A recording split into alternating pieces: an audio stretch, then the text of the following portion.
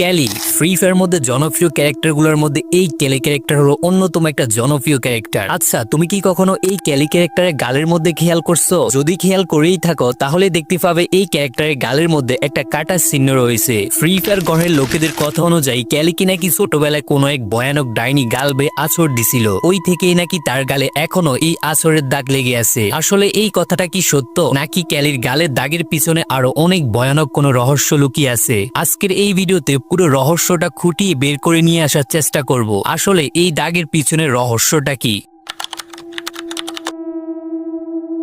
ক্যালির জন্ম 1995। ক্যালিকে নিয়ে তার পরিবার ছিল খুবই সুখী। বাবার একমাত্র মেয়ে ক্যালি, তাকে নিয়ে সারাক্ষণ আনন্দে এবং খেলাধুলায় মেতে থাকতো ক্যালির বাবা। ধীরে ধীরে বড় হতে থাকলো ক্যালি। তার কয়েক বছর পরই হঠাৎ করে তাদের ফ্যামিলিতে নেমে আসে কালো এক ছায়া। ডিভোর্স হয়ে যায় ক্যালির মা বাবার মাঝখানে। ছোট্ট ক্যালির কথা মাথায় রেখে তার কয়েকদিন পরেই তার বাবা সেকেন্ড বিয়ে করে ফেলে। ক্যালি তার সেকেন্ড মার কাছে ধীরে ধীরে বড় হতে থাকে। ছোটবেলা থেকেই ক্যালির একটাই ড্রিম ছিল, বড় হয়ে শত্রুদের বিপক্ষে সে একাই লড়াই করবে।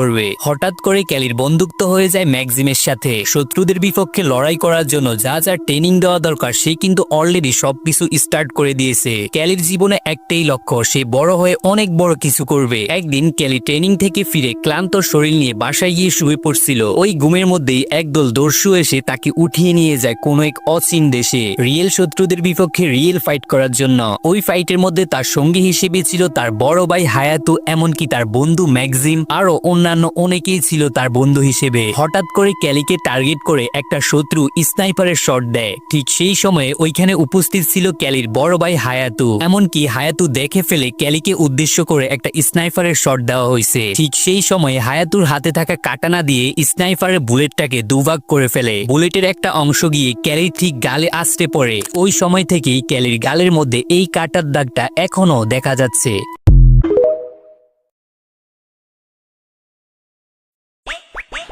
গাড়ির ফুসফুসি নষ্ট হয়ে গেছে ভাই, কিডনি দুটাই ড্যামেজ, আর বমি বমি ভাব হচ্ছে গাড়ির।